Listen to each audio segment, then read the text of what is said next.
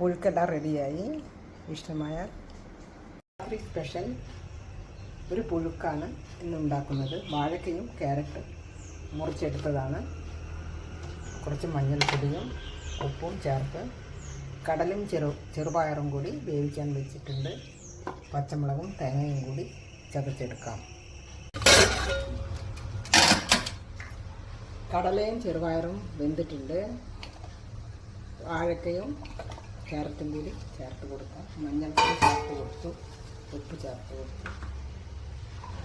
വെള്ളം ഒഴിച്ച് 2 മിനിറ്റ് വേവിച്ചതിന് ശേഷം തേങ്ങ അരച്ചത് ചേർത്ത് കൊടുക്കാം. ചെറുപയറും കടലെല്ലാം വെന്ത് കഴിഞ്ഞു. തേങ്ങ ചേർക്കാൻ